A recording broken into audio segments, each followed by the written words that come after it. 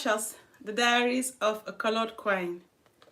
Thank you for joining me, and I'll be right back. I'm just going to check something through the house and we can start.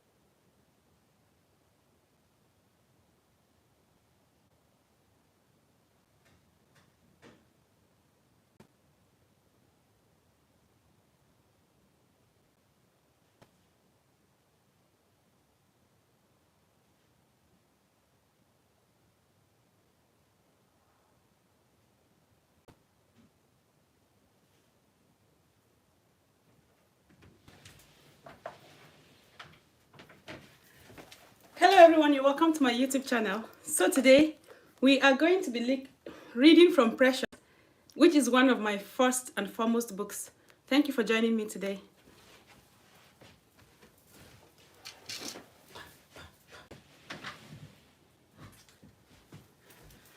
So we start now.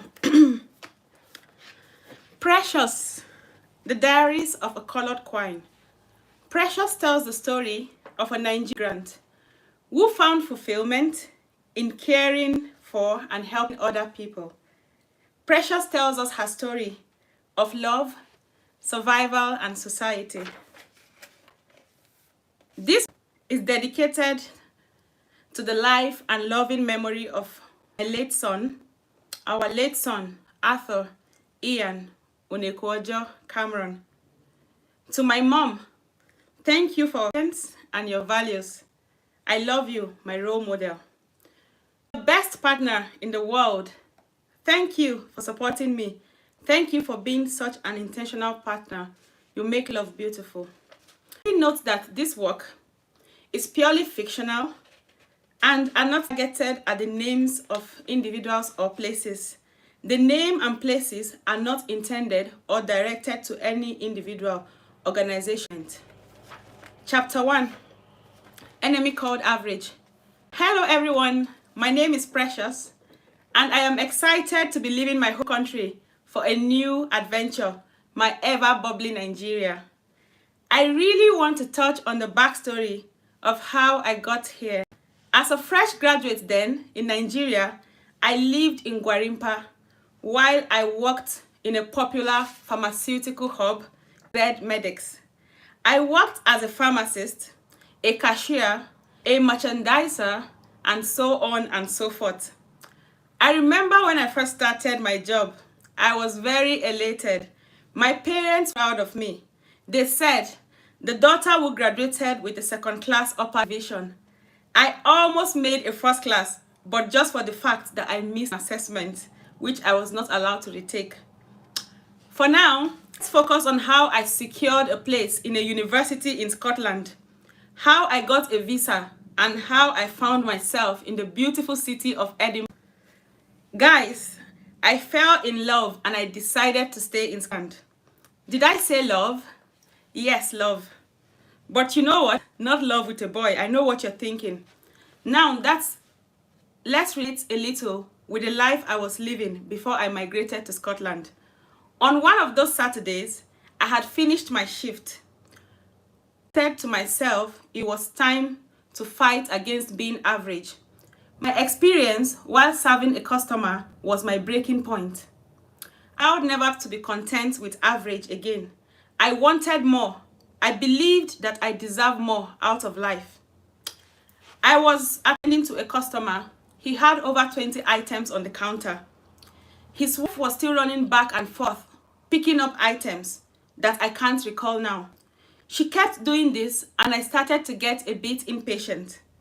Other colleagues who were literally buried up to their necks with customers at the till, at this point, this man asked for ribbed condoms.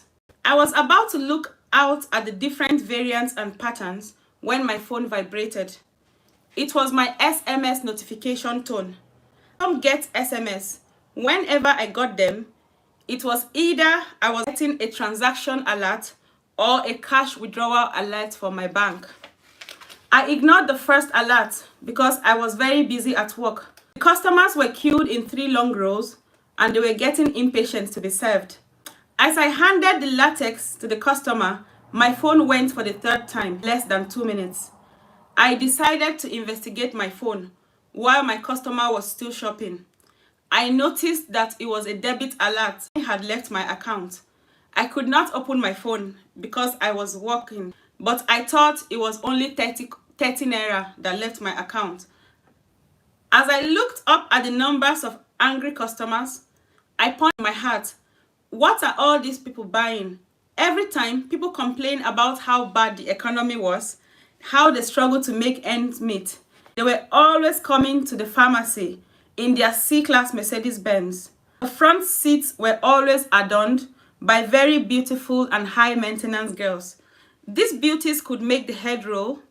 They always had like milk, and they only shopped from the biggest and best boutiques in Nigeria. They do wear some good Nigerian brands, but occasionally. Sometimes they might buy first-grade thrift and mix them up with their turkey meat. They also wear bone-straight wigs and super double-drawn wigs. I learned that some of them even buy real human hair for up to 1 million naira. I said to the customer, "Sir, can I pack?" And he replied, "Are you blind? Can't you see that my wife is still shopping?" I apologized to him and I decided to take the opportunity to look into my phone. As I looked into my phone, the customer started cursing and swearing. "Shege yakawe," he said. "Yer iskan banza, iskan wofi." The customer was hurling insults at me. Those were derogatory words. I didn't know what to do. Finally, the angry customer and his wife had been served, and it was time to check my phone. When I had the chance to look at my phone messages, I had received a debit alert of 2 million naira. I took a quick look at the text message before this, and I had debited for transfer levy. I started sweating profusely, and I quickly off my phone and focused on the job that I went for. Now, my UK master's degree dreams have been cut short. I did not know what to do, and it was 30 minutes to the end of my shift. So I asked my manager that I was not feeling well, I had come down with a flu, and I needed to go home. And he laughed and said, "Precious, I know this is getting boring." Anyways, he let me go. I had no time for chit-chat or reflections. I had 1,001 things on my mind. It was Saturday morning and the banks were shut. I could not call customer care. I kept dialing Golden Bank customer care and it did not connect at all. At this point, sweat was dripping down from my face and ran between my cleavage. Once I got home, I went through my bank transactions. They stated that I had authorized a series of transactions. Me? How? God help me. This shock is too much for me. The shop manager had finished his shift and he decided to check on me since I left work in a hurry and in panic.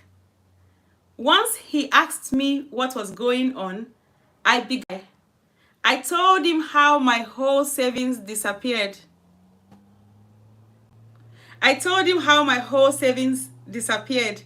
He was filled with empathy for me. He offered to spend the night since it was already late and we were both off work on the next day.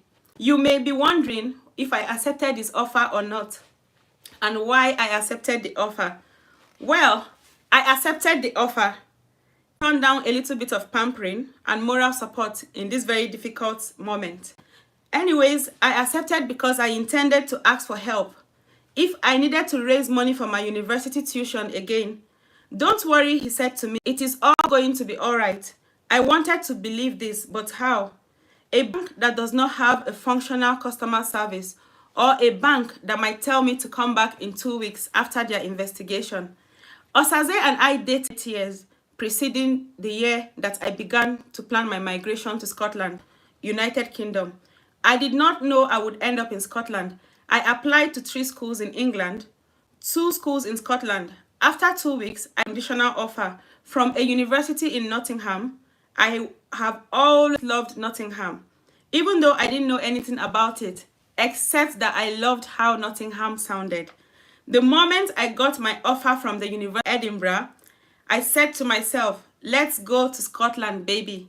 Osaze was in his 5th year when I gained admission into the University of Jos. My father, who was a police officer, was always transferred from one state to the other. He never left us behind. He traveled with us wherever he had to move to. My dad was transferred on official duties, so we had just moved to Port Harcourt. When the admissions were published in the state newspaper, I was very excited to be going far away from my parents. This means I could go out and come back anytime I wanted. I didn't want the curfew and the restrictions. This meant that my dad could buy me my laptop, and that also meant that I could attend late night parties. The following morning, I got a download of 1,001 things that could go wrong in Jos in Plateau State for studies. My mom reminded me of the crisis and insecurity in some parts of Jos, the various bombings and constant killings going on in Plateau State. I said to her, Mom, please let me see the world through another lens. Let me go to northern Nigeria. Let me see for myself. I have done my research and I believe that I will do just fine. It is not as bad as the media making it look. Besides, all my mates are starting 100 level in September. I cannot let them be 1 year ahead of me. My mom understood me for the first time in my adult life. She did not just understand, she agreed. Once I landed the University of Jos, the first person I noticed was a tall, dark, well-built and good-looking groomed man standing across where I was. Quickly, I looked away and I noticed he was looking at me already. I went to the pastor's office to get my keys and also direction to my room. Once I got to my university hostel, the door would not open, did not seem to work. I recollected my long journey from Port Harcourt to Plateau State. As I stood there turning the key over and over, there was a very beautiful lady and she said, would you like me to fetch some of you? I was startled because she asked me, do you have clothes to wash? And I smiled at her. Thank you very much. I don't need services. I picked up my luggage and I went back to the porters to report that I could not get into my room. Now, she said to me she was very busy and it was a Sunday. She said the maintenance guys are not around, but you can speak to the leader of the Man O' War. Maybe they can help. She pointed to the direction of the leader of the group, and it was my dark and handsome Oreo man standing tall. In my heart, I asked the universe, is this a sign? If it is a sign, please show me more. That was how I met him. The rest is history.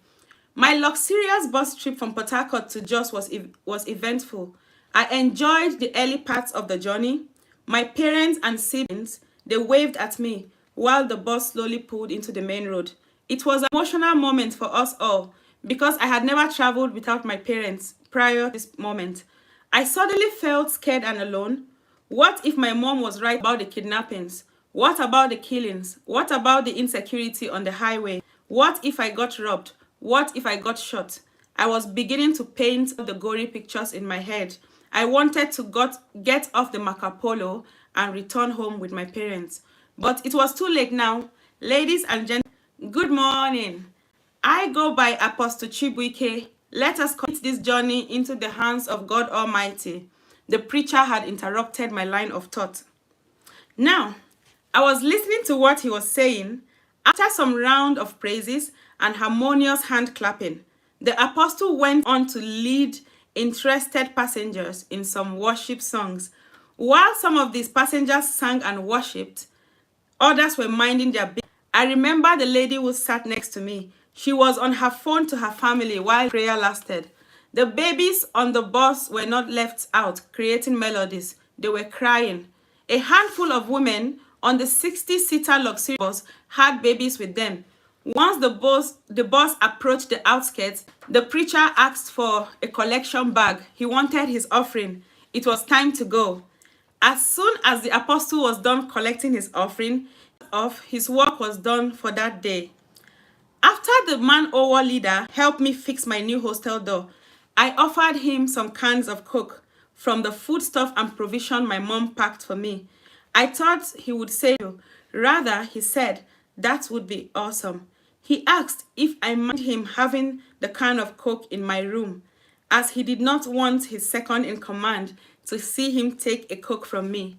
Fair enough, I asked to take a seat. There was a reading chair just by the reading table. Osaze sat there sipping from his can of Coke while I unpacked. I also had some difficulties with opening the windows, so Osaze helped. The windows had been shut for over 1 year. Since the last academic strike, hostels had been shut and students back home to their parents. Once Osaze left my hostel accommodation, I put a call to parents to inform them that I had gotten my accommodation already. We miss you already, Ada, my siblings chorused over the phone. I was missing them too, and I miss you too, I said. I was beginning to think about studying in the north. I started to feel homesick. I wanted to go back home. Osaze and myself, we started dating 5 weeks after I played so much hard to get. I remember the freshers party which I attended with Osaze. It was so beautiful. We danced to many beautiful songs. I love Burna Boy, and I danced to his songs until we could dance no more. On this very day, I had my first taste of Plum Label by Johnny Walker. He mixed the label with some other stuff to come up something very beautiful. It was a beautiful cocktail. Osaze was everything to me in my first year at the great University of Jos because he was the student union governor of my prestigious alma mater. The man over boss, he had all the handymen, the errand boys, and the laundry women at his fingertips. He loved it. He was very kind and understanding. He gave a lot of tips, and he was always asking the workers to keep the change. They loved Osaze. I also enjoyed the fruits of Osaze's labor. Osaze was kind. And the first 3 years of university, I did not suffer at all. Soon, it was for my boyfriend to graduate and go for his NYSC service.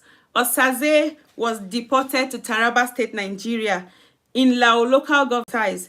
The people he showed kindness to had either graduated or gotten all the good things he did for them. I felt so alone, but only when I was not visiting Osaze in Taraba State, Nigeria. I enjoyed going to Taraba, I enjoyed the people, I enjoyed the culture, I enjoyed their food, and especially, I enjoyed the peaceful coexistence between the Muslims and the Christians. I went to the market most afternoons whenever Osaze was at his place of primary assignment. What I loved doing most was going to the local market. It was a local market where farmers from the neighboring villages came to sell their produce in bulk, but at a very low price. With 1,000 naira, I ended up going home with Fura the Nono and Kindo. I also always had hot kose dayaji. In addition to this, I would also buy some danwake and kunu. This kununzaki was made from millet. It was also made from red and guinea corn, some ginger, some cloves, and some fermented sweet potatoes. I called it my comfort drink, just like some people call their comfort food. I visited my boyfriend at least once every month till the completion of his NYS program. This did not put any strain in our relationship. In fact, it made us fonder of each other. Osaze's place of primary assignment was our medical center. Osaze excelled at everything he did. It was from this he got a recommendation and he got a job with one of the biggest pharmacies in Abuja, Nigeria. Osaze rose to be a duty and shift leader. Then he became an assistant manager in just less than 3 years of starting the job. Now, years had passed since Osaze had been working at H Medics, and he was the branch manager. Everyone envied Osaze. They wanted his position because he made a lot of money from that office. Now, we dated for 5 years and believed it was time to introduce my man to my parents. I wanted to take Osaze home. I had just finished my 4th year. Now, Osaze also worked in H-Medics for over 2 years, then he rented an apartment. Also, we went shopping every Saturday at ShopRite, and he was always sending me money for my upkeep at the end of every month. So you see, Osaze is just a perfect gentleman. First, I would like to state that I am not in Scotland with him. I came to Scotland alone. We never made any arrangement for Osaze to join me here. We had a very beautiful relationship. Friends, neighbors, family, in short, everyone envied our relationship. With these few points of mine, I hope that I was able to convince you that we are ready for a formal introduction to my parents. We started dating for 8 years. Even though Osaze did not give me a ring, he never proposed to me like normal people would do. He made me understand that we were special, that we did not have to do things like normal people. He even said he did big weddings. Instead, he prefers to buy me a very huge diamond. I was so excited and I was so much in love with how much Osaze loved me. He said the sweetest things to me and he also did the best things to me. Osaze loved to cook and he spoiled me with nice gifts, money, affection, and so on. But we did not end up together. I already imagined that I was going to have 4 kids with him, 2 boys and 2 girls. 2 twin girls first, followed by 2 twin boys. I thought I was going to save up my cocktail business, which I did as my side hustle. I thought we were going to start a family. Soon, I started mixing cocktails for parties and I was making money from making cocktails. I also got orders from rich kids around my school. The rich kid lived off campus. They were always patronizing me. Some of the students, they were small girls with big gods. They could afford the luxury and high-end lifestyle. Whenever I went to the nightclub to hang out with my friends, I admired them. They always had the best shoes. They had the best hair. They had the rich men. How are they even doing it? And where do they meet all these men? Now, wow, God, am I a stick? Or I see what you are doing for every other person. Then I remember my boyfriend Osaze and I started to count my blessings again. Also, me to be patient. He said he would love for me to finish my NYSC before we married. He said that way he could present a graduate to his family. I was happy that he wanted me to always achieve whatever I set out to do. I continued my cocktail business. I was getting at least 2 to 3 customers every week. I made cocktails, small chops, and herb-infused cookies. The orders were constant and I kept coming up with new recipes. So I decided to put my business on social media. I discussed with Osaze and he said I should wait until the next time we meet so that he can get a graphic designer for my business. I was excited and I opened my new Instagram page for my business. My friends got to follow me on Instagram and I followed them back. So I started getting a hang of my mixology business. I mixed alcoholic cocktails for people for a living and I began to make my name in Jos, popularly known as J-Town. Now, if you know Plateau State, you will know they are blessed, best weather and the best soils for growing your vegetables. So guys, in Jos, I could get the fresh strawberries, fresh ginger and fresh lemon for my business. Those fresh produce are generally of high price. Compared, the customers are always ready to pay. This was a big dilemma for a young person going into business. My mother, who was in Port Harcourt at this point. Port Harcourt is the largest city in Rivers State in the south-south area of Nigeria. My mom had a restaurant which she called Onyi Pot. She specialized in making soups and stews for her customers. I asked my mom for 50,000 naira loan to start my business on the right note. I needed to pay a lawyer for company search and then for my company registration. I all knew that my mom was kind of tight with money, but I believed that a beautiful proposal I wrote, my mom was going to loan me the money. My phone rang on Friday morning and I was afraid of picking the call. And my mom, And my friend came to my room the next morning and she was like, hey, Bestie. And I was like, hey, best girl. I love my best girl so much. We do everything together. Lillian had come to inform me of a party. My older brother would like to throw a party for his girlfriend, whom he had just proposed to. I jumped on this offer, and Lillian gave me more details on the job and the kind of guests they were expecting. I was always catering for parties with the famous red disposable cups. The party required wine glasses, it required cocktail glasses, it required tablecloths, candle stands, and other props. I also needed money to buy the booze and the fresh ink. The party was in 2 days when my friends informed me, and I called my mom that evening and apologized for missing her call. I also went on to say to her, Mom, it's okay if you don't have the money I asked for. I would find a way around it. I can't talk now. And my mom replied, don't be in a hurry to end the call. I am very proud of you. I am happy that you have decided to try your hands on new things. I am very happy to support you in any way that I can. My mom agreed to give me the 3,000 naira I asked for. She added that I must return the money in 3 months and she would not be collecting any interest from me. Wow, how nice of my mom. I got the money from my mom and I hurriedly went to the market and I did my shopping and I did my first gig. I started becoming popular in Jos and the business began to affect my studies. Some assessments on some few occasions. I missed the deadlines on some few occasions. I even lost 30 marks in one of my courses. As a result of this silly mistake, I did not secure a first class upon graduation. I continued making cocktails, small chops, and herbs until I graduated from the University of Jos. I remember my graduation at the main campus just like yesterday. I have always wanted to do a research on herbs and alternative medicine with focus on plants and trees that could be found in some forests in Nigeria. My future ambition was to become or have a big pharmaceutical company where we utilize fresh fruit, herbs, and leaves for formulating remedies to health conditions so we can get rid of Western medicine. My dream was not to provide treatment to illness, but also to guide individuals, to patients who are in a lot of pains.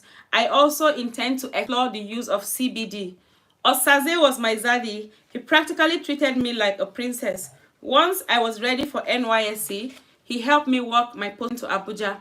I was in Cuba orientation camp for 3 weeks. I became hostel leader and I also participated in a lot of my platoon activities. I practiced the march pass with members of my platoon. Also represented my platoon for Mrs. Big, Bold, and Beautiful. Osaze came to the orientation camp with a letter requesting that I should be posted to the pharmacy where he worked for my primary treatment. I wanted to get a place at Apo Residential Villa, but my boyfriend said I should live with him. Osaze picked me up from camp on the last day of the activity. I was so happy to see the love of my life, and I wanted to tell him all the juiciest gossip. I showed him my award for winning Big, Bold, and Beautiful. I also gave him a lowdown of my new skill I learned in Said. This is part of the NYSC program. We were asked to learn certain trades and entrepreneurial skills. Osaze's Uye's apartment cost him about 2 million naira every year. Wow, I thought to myself, this man must be hardworking. At the point I got to Z Medics and started serving as a copper, he was already a duty manager. 3 years on, he goes on to become the branch manager. Osaze's parents lived in FCT Abuja. On to my journey to Scotland. It was after church service on a Sunday, and we worshipped at the Common Riches of Babylon Assembly in Wuse Zone 2. The service was beautiful, and the man of God had preached about commitment and relationship, and also the wife of our youth. I was so blessed and I was so touched. I thought my boyfriend listened to the preaching. I thought he was going to propose to me. On our way home, we stopped at a popular restaurant and I thought it was happening. I thought he was going to propose, but no, he did not.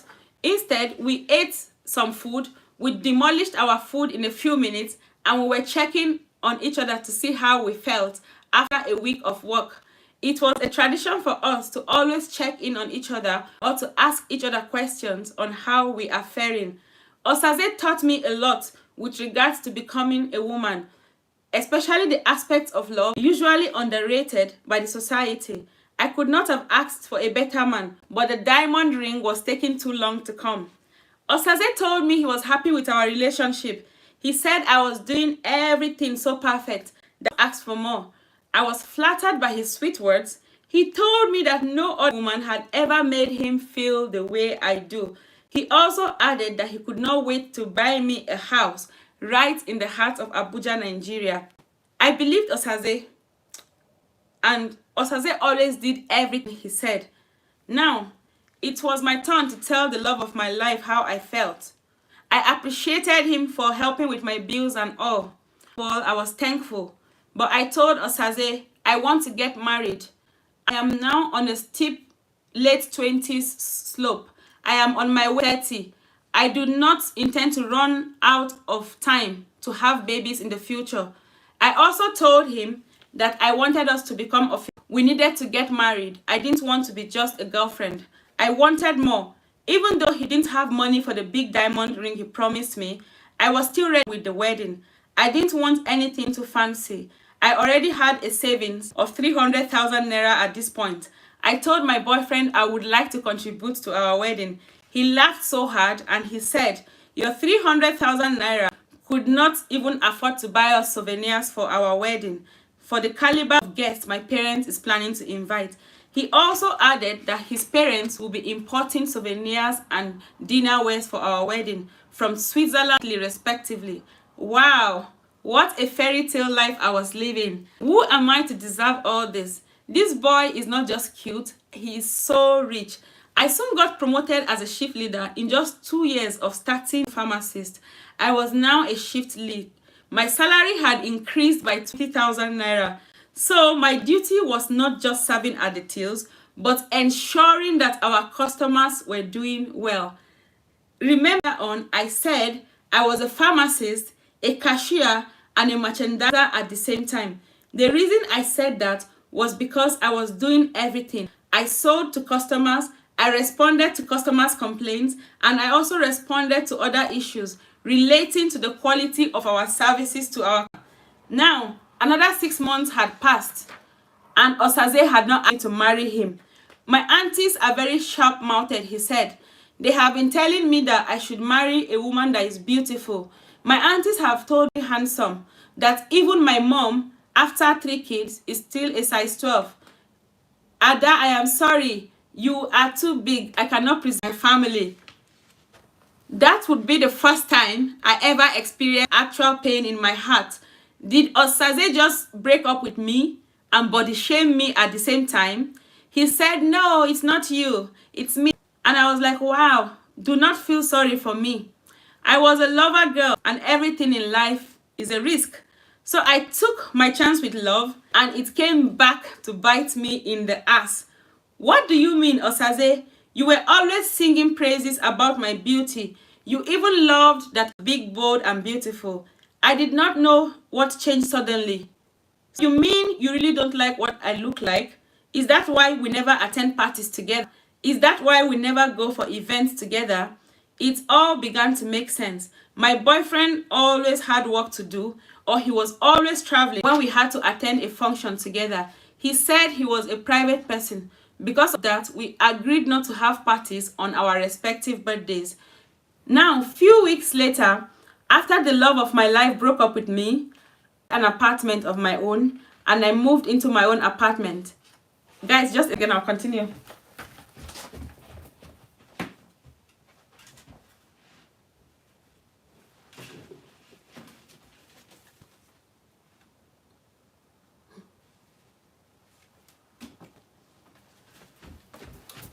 So, as I was saying, I'm going to end this, but I'm going to come back again by 3 o'clock. Oh my God, what a day.